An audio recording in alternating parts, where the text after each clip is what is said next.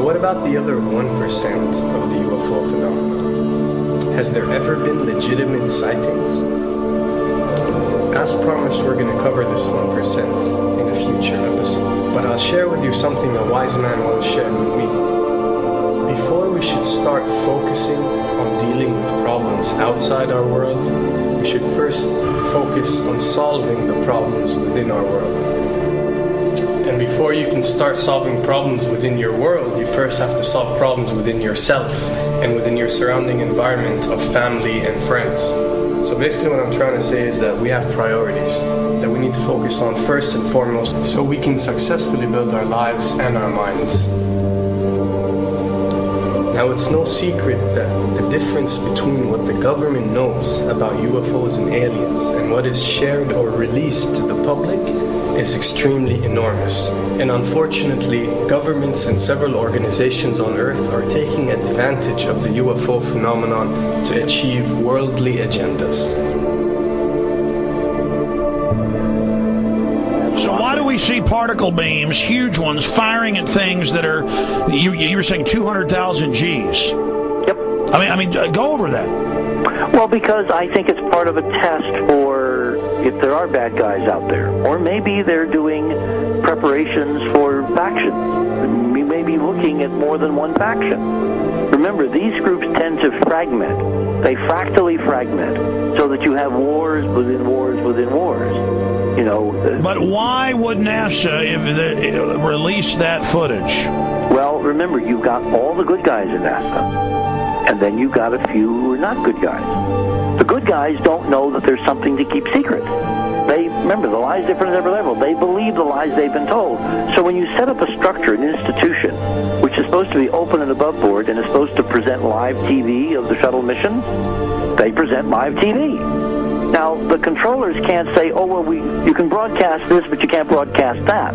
Because the honest guys will then say, sure. Well, why can't we broadcast that? So people always say if this was happening, it would come out, and it is coming out. Well, I mean, I agree with you. When you've got the Catholic Church saying we need to love the aliens, they're our brothers, when you've got every major denomination saying it, when you've got all the movies, and you've got, in the 80s, huge programs at the Olympics with aliens landing, fake aliens, and you've got huge things the size of 3 football fields floating over Dallas and stuff all over the place. Something's going on. And then I read government documents about fake extraterrestrial landings. Any of this. Why? I mean, you believe it's fake. Remember Operation Northwoods? Yes. Okay. Or we can go to the, September 11th. Governments do huge, big things to sway populations at key nodal points in history. They love hoaxes. Yeah, well, they manufacture history is what it is. We are building, all my UFO friends, I need to shake them because they're so, frankly, they're extremely naive, Alex. They really believe we're building toward disclosure. I believe we're building toward a mass, carefully manufactured fake event where ETs, who are really humans, who are really part of this secret clique, who are probably Nazis, who have developed or perfected their technology from World War II, which is why you've got to get, Joseph on. They are going to basically fake out the world. And there's an incredible window on the Nazi black ops programs, the compartmentalized, incredible high technology efforts that were being funded by the Nazi war machine, particularly toward the end of the war in a desperate effort to win the war, and they fastened their hopes on several key technologies, some of which appear to be the control of gravity itself, which again is a separate piece of data from my work, which came at this from a hyperdimensional physics perspective. I mean, we know there's a lot of suppressed technology. 20 years after the B-2 bomber was already in service, they declassify it. So we have a lot of cases of that. We know there's a whole shadow government.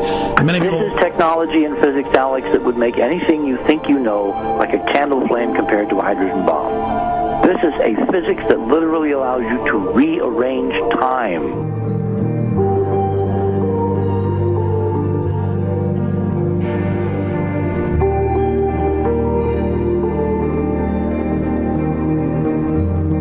experiment. But I mean, imagine you've got all these compartments in these pyramids within pyramids of compartmentalization. That's why that's the New World Order symbol.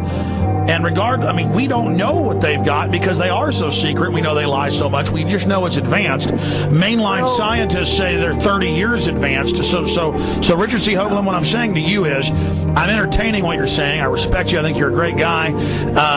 My only issue is, like you said, dealing with what we know they could be up to. The fact, Alex, we have done experiments. We have our own data. We have experiments now from the Soviet Union. 30, 40 years when the Iron Curtain came down, when glasnost finally prevailed, a huge amount of stuff was declassified from the KGB as well.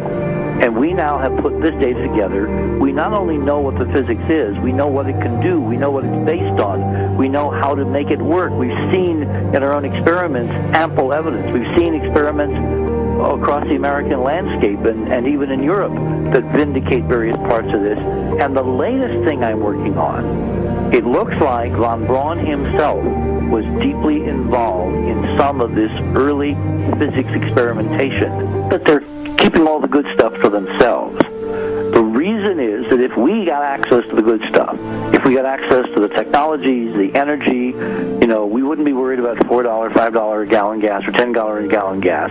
We would live like people are supposed to live, all 6 billion of us who could live lightly on the earth, Alex, with this technology. And live longer.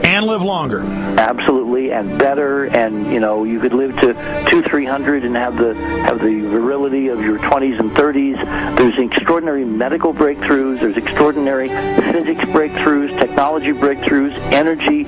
It's all been kept away.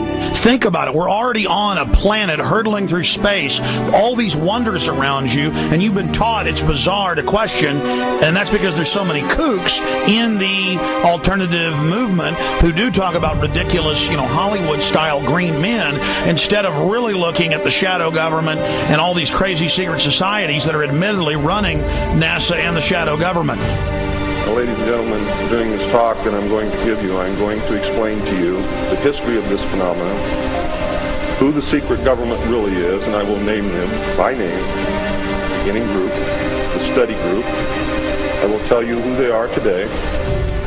I'm going to tell you what this is all about.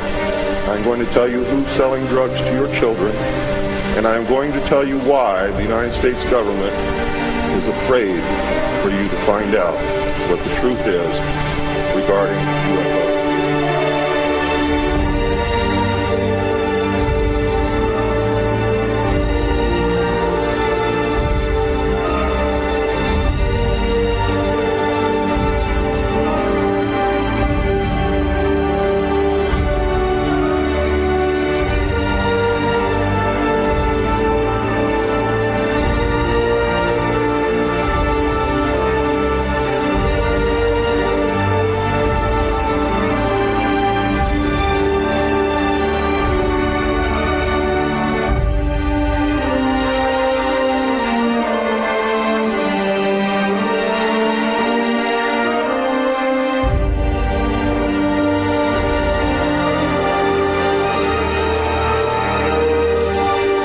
Turns out that even though she remembered that she'd been part of the team to debrief the astronauts, she couldn't remember a thing that they said. She couldn't remember why she no longer was working with NASA. She couldn't remember. In other words, her memory lapses were enormous, and I don't think they were feigned, because we now found the same pattern in all the flight crews. Because the awful truth, Alex, is they have been brainwashed. They have been mind controlled. They have had a technology, a very sophisticated technology, which took away the real missions that they experienced.